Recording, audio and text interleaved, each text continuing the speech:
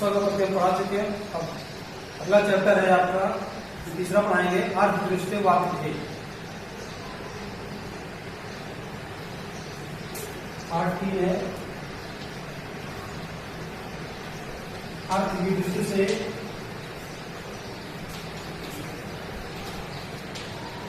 वाक्य भेद।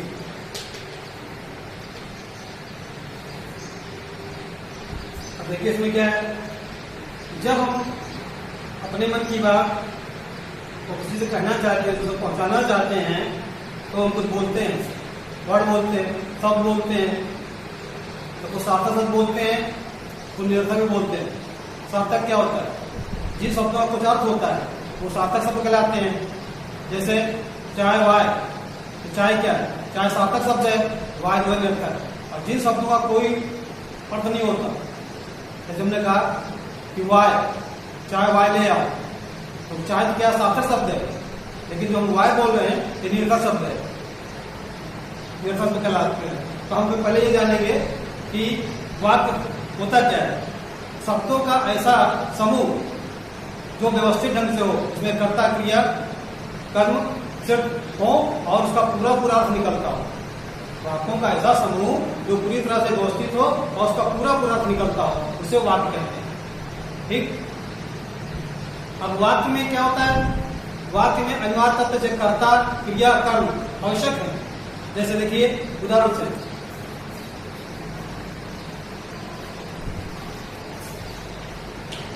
राम पुस्तक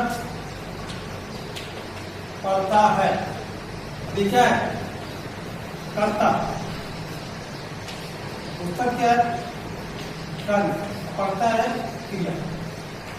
प्रत्येक वाक्य में कर्ता कर्म और क्रिया का होना आवश्यक है। अगर इसमें तुम कोई बात निकाल देते हैं, मालूम है काट दिया, राम पुस्तक पढ़ता है, तो वाक्य अधूरा हो जाएगा, तो वाक्य नहीं होगा। इसलिए 3 चीजें आवश्यक होती है इसमें, कर्ता क्रिया कर्म। अब इसके बाद हम आपको बताएंगे कि वाक्य जो है कितने प्रकार के माने गए हैं। वाक्य से अर्थ की दृष्टि से 8 प्रकार के माने गए हैं। अर्थ की दृष्टि से 8 बार वाक्य माने गए हैं, और उनको हम यहाँ पर आपको दर्शा रहे हैं। यहाँ पर 8 प्रकार के वाक्य हैं। देखिए कौन कौन से वाक्य हैं, इनका पहले नाम नोट करेंगे। पहला वाक्य है आपका कथनात्मक या विधिवाचक वाक्य। दूसरा आपका है निषेधात्मक, निषेधात्मक या नकारात्मक किसे कहते हैं? नकारात्मक।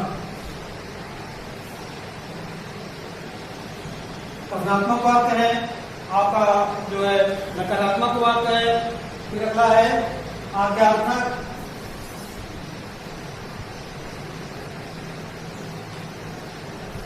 आज्ञार्थक वाक्य है। प्रश्नवाचक वाक्य है तथा प्रश्नवाचक वाक्य है।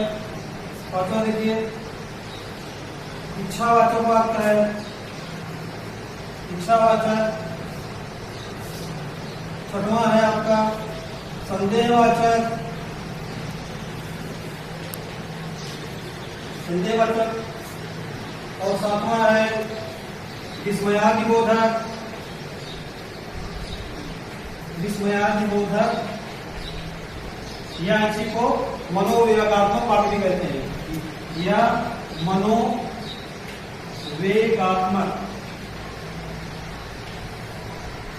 वाक्य भी कहते हैं। ठीक है। और तब हो गया 8वां आपका है संकेतवाची, लास्ट संकेतवाची वाक्य, संकेतवाची वाक्य। ठीक। ये 8 प्रकार के वाक्य हैं आपके 8। अब इसको हम सबको डिफिनेशन बताएंगे विद एग्जाम्पल। देखिए कथनात्मक क्या होता है? कथनात्मक वाक्य कहते हैं साधारण वाक्य, साधारण वक्ता जिसको वर्ड बोलता है उसे कथनात्मक कहते हैं। जैसे मैं पढ़ता हूँ, शीला एक अध्यापिका है, ये क्या है? साधारण वाक्य।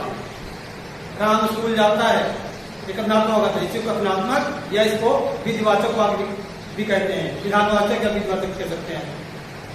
राम खाना खाता है, ये भी आपका कथनात्मक वाक्य हो गया। सिंपल कथन है, मैं परीक्षा देता हूं, ठीक। वह स्कूल जा रहा है, ये भी कथनात्मक वाक्य है। मैं खाना खाता हूं, राम जाता है, आप और रवि दोनों आपस में पढ़ते हैं, रवि और श्याम मित्र, ये सारे वाक्य जो है कथनात्मक वाक्य है, सिंपल साधारण वाक्य, ठीक।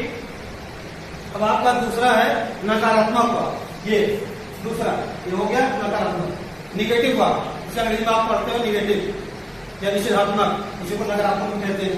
जिससे कर्ता जो होता है नकारात्मक बात करता है, ये कथन में वाक्य का नकारात्मक बोध होता है। जैसे मैं पुस्तक नहीं पढ़ता हूँ, मैं खाना नहीं खाता हूँ, मैं खाना नहीं खाऊंगा, मैं स्कूल नहीं जाऊंगा, इस तरह का इसमें न लगाओ, तुम उधर मत जाना ना लगा है, निषेधात्मक करते हैं, ना या मत लगे हो, वे बाजार नहीं गए, आप इधर ना बैठे, तुम उधर मत जाओ, घूमने मत जाओ, ये सब इसमें न लगा हो, इस तरह के बाद नकारात्मक या निषेधात्मक कहते हैं।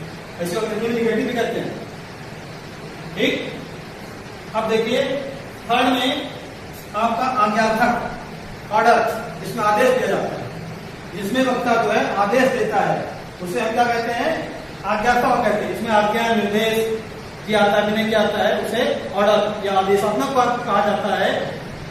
जैसे निकल जाओ कमरे से बाहर, ठीक है, ऑर्डर दिया है ना, कोई अगर बच्चा सा निकल सुनने के लिए निकल जाओ कमरे से बाहर, तो हमने ऑर्डर दिया उसको, ये आदेशात्मक वाक्य हो गया, ऑर्डर दिया गया।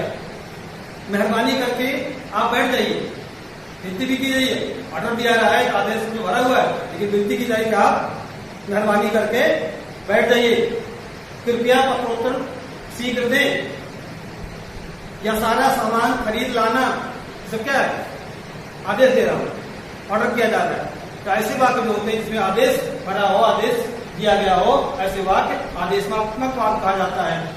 जिसमें आदेश व्यक्त किया हो, आदेश की भावना व्यक्त की गई हो, उसे आदेशात्मक वाक्य कहते हैं, ठीक। अब इसके बाद आपका आता है प्रश्नवाचक वाक्य। प्रश्नवाचक वाक्य किसे कहते हैं? इसमें क्या होता है, प्रश्न सकारात्मक भी हो सकते हैं, निषेधात्मक भी हो सकते हैं, कोई भी प्रश्न हो सकता है, प्रश्न पूछा सकता है, दोनों प्रकार वाक्य हो सकते हैं। जैसे प्रश्न पूछते हैं, ये दो प्रकार के प्रश्न हो सकते हैं। प्रश्नवाचक वाक्य में क्या होता है, जैसे क्या उसने झूठ बोला था, तुम क्या काम कर रहे हो, तुमने पुस्तक क्यों नहीं पढ़ी, तुम्हारी परीक्षा कब से प्रारंभ होगी, ये सब में क्वेश्चन किया जा रहा है, प्रश्न किया जा रहा है। तो ऐसे वाक्य जो है प्रश्नवाचक वाक्य कहलाएंगे। आपको किससे मिलना है, तुम्हारा दोस्त कौन है, तुम कहाँ रहते हो, इस तरह हम बात में प्रश्न कर रहे हैं, क्वेश्चन मार्क किया जा रहा है, क्वेश्चन लग रहा है, तुम कहाँ रहते हो, कहाँ, ये कहाँ से प्रश्न आ रहा है, इसलिए प्रश्नवाचक वाक्य हुआ। और आज के अब इसमें यह है, लास्ट में प्रश्नवाचक चिन्ह लगाना भी आवश्यक होता है।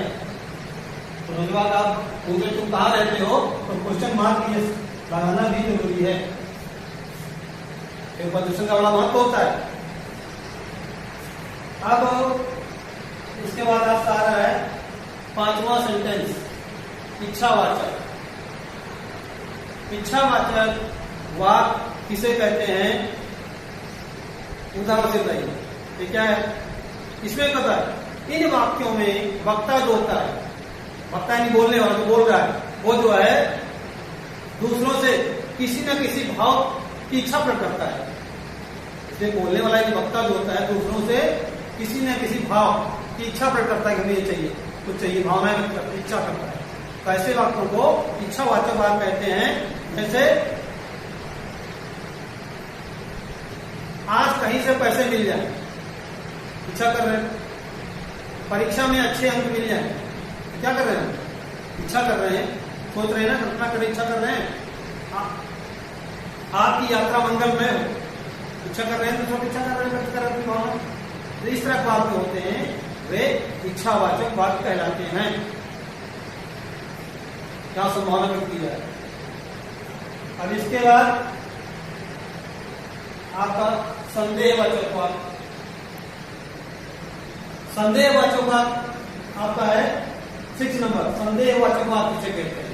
अब इसमें क्या होता है, इन वाक्यों में प्रायः संदेह की भावना व्यक्त होती है। इन कथनों में प्रायः संदेह की भावना व्यक्त होती है, तो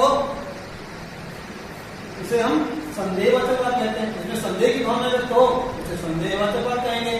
कैसे एग्जाम्पल देखिए, स्पष्ट करते हैं इसको हम। जैसे शायद आज पानी बरसे, शायद आज वर्षा हो, इसमें हम क्या करें, साथ लगा रहे हैं। हो सकता है आज धूप न निकले, बादल छाए हुई है, संदेह व्यक्त हो रहा है।